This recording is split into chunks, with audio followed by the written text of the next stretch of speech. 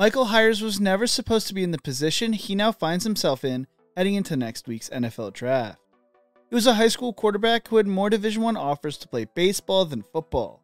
He did not receive his first Division I offer for football until 5 days before National Signing Day.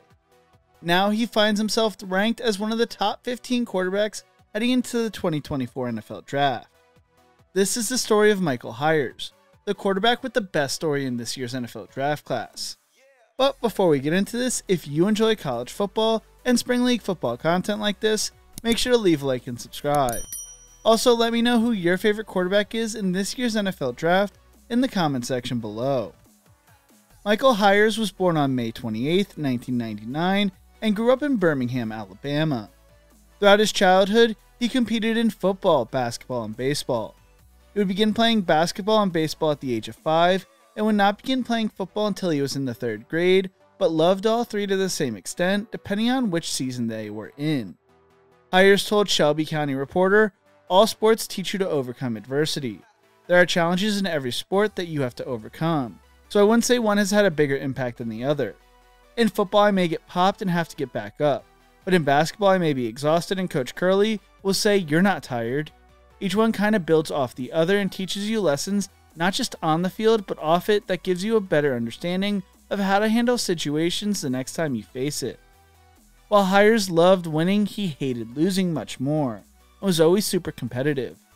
He originally started playing cornerback before moving to quarterback in 5th grade. When Michael was in 7th grade, he began to impress youth coaches with his ability to throw the football, and everyone knew he was going to be a special player. Although many knew how talented Magic Mike was, his nickname in high school, due to being an all-county and all-city basketball player, an all-state and all-county and all-city baseball player, and an all-state and all-county football player at Briarwood Christian, Michael would not become the starting quarterback for Briarwood until his senior year, after a knee injury kept him from playing his junior season, where he would help lead them to a magical season. With Mike out for his junior season, Briarwood Christian would make it to the state semifinals. Their goal heading into his senior year as a team was to make the state championship. As a senior, Hiers led Briarwood Christian to a 14-1 record, with their lone loss coming in the Class 5A state championship game after throwing for 2,672 yards and 22 touchdowns. But that state championship loss crushed him. They would lose that game during the final 2 minutes, falling 14-13. A dream season that came to a heartbreaking end included an amazing comeback win in the semifinals to beat St. Clair County 37-33 behind Michael's 393 passing yards, 2 passing touchdowns, and a rushing touchdown. Briarwood basketball coach Bob Curley told the Shelby County Reporter, "I know Mike was hurting. That's going to happen, but the sense of pride that Mike felt in what the team had accomplished was unbelievable. He's a guy that wants to compete all the time. I think he would tell you that the sad part is that it's over, that we didn't get to go to practice and he didn't get to compete with his friends on the football field again." Just a week later, Michael was on the basketball court putting up 21 points and recording 11 rebounds in a 61-43 win over Montevallo. He finished his senior basketball season helping the Lions make it to the playoffs for the first time in 12 years, behind his 19.1 points per game. Although he had a successful senior season, Michael's football career looked possibly to be over, as he was an unranked recruit with no football offers. That was until Murray State came calling 5 days before National Signing Day. Sanford had offered him a preferred walk-on spot at the time, so Michael called Coach Hatch, begging him to offer him a scholarship so he could stay close to home, but they were unable to due to having too many quarterbacks on the roster. So Michael went on to sign with Murray State. During his freshman year, Michael would redshirt for the 2018 season, but would see playing time in 2 games during the 2019 season. Initially, Hiers planned to be a 2-sport athlete at Murray State, with them also offering him to play baseball, but he just was not getting a ton of playing time, so he decided to transfer to Northwest Mississippi Community College, choosing to go the JUCO route. Going the JUCO route would turn out to be the best decision he would ever make. Through the events of 2020, Northwest Mississippi Community College would only play 6 games, with Hiers starting all 6 of them. He would not disappoint, completing 67% of his pass attempts while throwing for 1,426 yards and 13 touchdowns. Northwest Mississippi College would go undefeated that season and finish the year winning the national title. Following his amazing season, Hiers would take a visit to Penn State, who was looking for a potential transfer quarterback. but he would ultimately return to Northwest Mississippi. During his second season there, Hiers posted a league-leading 3,093 passing yards and 21 touchdowns, while being named the co-MACCC Offensive Player of the Year, a first-team All-MACCC selection, and first-team All-State selection. He was rated the #1 pro-style junior college quarterback in the nation by rivals, and his recruitment really began to pick up. Hiers explained, "After my last year there, recruiting got pretty hot. I started talking to a bunch of teams, but I always had it in the back of my mind, I really wanted to go to Samford.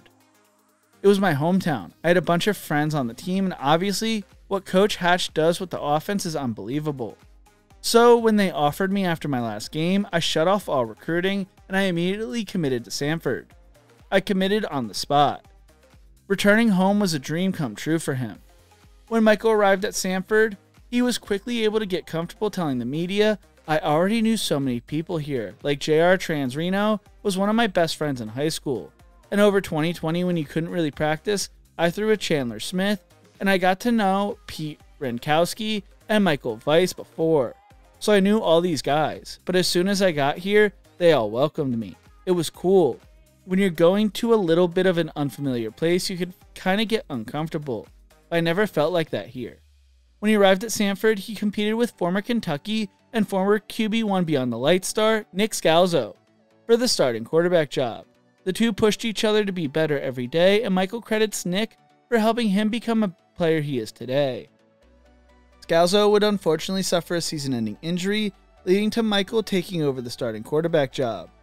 Hiers would impress all season long, leading Samford to a 10-1 regular season record, with their lone loss coming to eventual national champions, Georgia, in their first outright Southern Conference championship, and first outright championship in any conference since 1936. Samford secured the outright SoCon title with a 50-44 double overtime win over Mercer. On the final play of the first overtime, Hiers was injured and was unable to play in the second overtime period.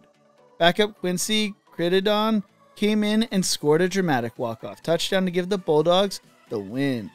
Samford entered the FCS playoffs as the #6 seed, beating Southeastern Louisiana 48-42 in overtime in the second round. They would unfortunately lose to North Dakota State in the quarterfinals, finishing 11-2, making it the school's best season since 1991. Hiers was also named the SoCon Offensive Player of the Year and finished as a Walter Payton Award finalist after throwing for 3,534 yards, 36 touchdowns, and only 4 interceptions, completing 76.6% of his passes. Samford would take a step back in 2023, going 6-5, but Hiers would still be impressive, throwing for 3,056 yards and 18 touchdowns, while completing 72% of his passes. He was also named second-team All-SoCon. Hiers grew up going to Samford as a kid and got to live out his childhood dream, leading the school to success they had not seen in decades.